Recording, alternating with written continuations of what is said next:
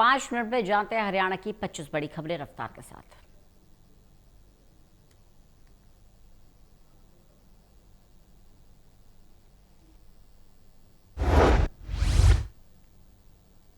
CM Saini की अध्यक्षता में हरियाणा कैबिनेट की हुई बैठक में कई अहम मुद्दों पर हुई चर्चा।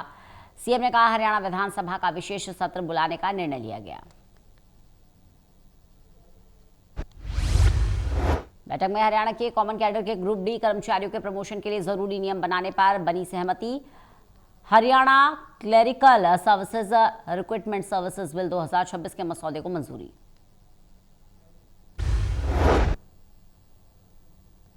सीएम सैनी ने कहा विपक्षी दलों का असली चेहरा आया देश के सामने। विपक्षी दलों का असली चरित्र महिला विरोधी और सत्ता का लोभी है। देश के इतिहास में काले दिन के रूप में हुआ ये दर्ज। लोकसभा में 17 अप्रैल को विपक्ष ने, हमारे जो विपक्षी दल हैं, उन्होंने भारत की नारी शक्ति की उड़ान को रोकने का काम, कुचलने का काम, उनके सपनों को बेरहमी से तोड़ने का काम, ये विपक्ष। सीएम सैनी ने कहा विपक्ष ने परिसीमन के नाम पर फैलाया झूठ। कहा इससे कुछ राज्यों को नुकसान होगा। गृह मंत्री ने तथ्यों के साथ स्पष्ट किया कि किसी भी राज्य का प्रतिनिधित्व कम नहीं होगा। यशस्वी प्रधानमंत्री आदरणीय नरेंद्र मोदी जी, जब से उन्होंने भारत की ये प्रधान सेवक के रूप में बागडोर संभाली, 2014 से लेकर के आज 2026। महिला आरक्षण को लेकर गरमाई सियासत। विपक्ष भी बीजेपी के इस प्रहार का जवाब देने के लिए आधार बना रहा। विपक्ष बीजेपी को बता रहा महिला विरोधी। भाजपा है जिसके कारण आज भारत देश में महिला आरक्षण नहीं हो पाया, और दूसरा कोई नहीं।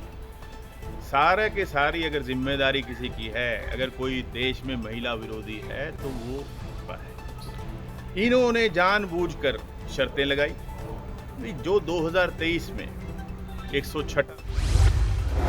हुड्डा ने महिला आरक्षण को लेकर बीजेपी पर तीखा हमला बोला। सीएम सैनी के बयान पर प्रतिक्रिया देते हुए कहा कि कांग्रेस ने कभी भी महिला आरक्षण का विरोध नहीं किया। 23 में पास किया, मतलब यूनानिमस कहीं भी विरोध नहीं हुआ। वुमेन बिल का झगड़ा नहीं है। वुमेन बिल तो 23 में पास हो लिया, यूनानिमस हो लिया। ये तो उलझाना चाहते हैं हार्ड लेके। इसके पीछे मंशा क्या है? मंशा किसने किया? 23 में पास किया। भूपेंद्र सिंह हुड्डा ने कहा अगर 1996 में ही ये बिल पास हो जाता तो महिलाओं को बहुत पहले ही अधिकार मिल जाता। महिला आरक्षण बिल को लेकर सरकार सिर्फ राजनीति कर रही है। वो शुरुआत जो है कांग्रेस ने की थी, 1996 में लेके आए थे। उस टाइम विपक्ष ने विरोध किया था, वो पास नहीं हुआ वहाँ कि 2/3 मेजोरिटी चाहिए उसमें अमेंडमेंट के लिए। और फिर 2002 में लेके आए, फिर 2000। सोनीपत नगर निगम चुनाव।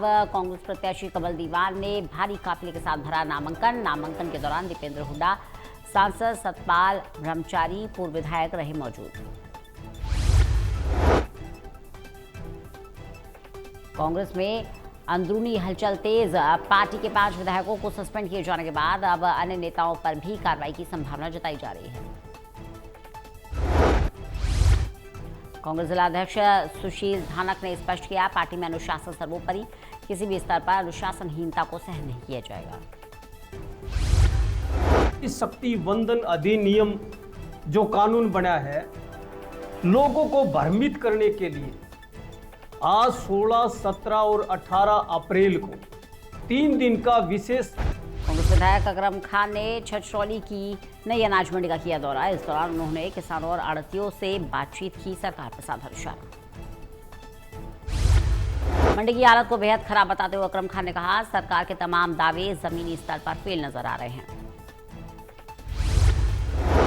और शुरू में तो वो आपने देखा ही बायोमेट्रिक का और किसानों के ट्रैक्टर ट्रॉलियों के नंबरों का, बहुत सारी समस्याएं किसानों के सामने रही।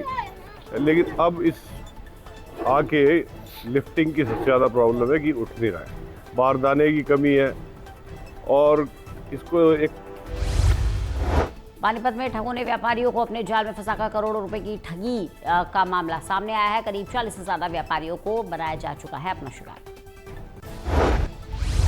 व्यापारियों ने इसकी शिकायत तहसील कैंप थाने में की। व्यापारियों का कहना है कि दीपक नाम के शख्स ने अलग अलग तरीके से उनसे करोड़ों रुपए की धोखाधड़ी की है।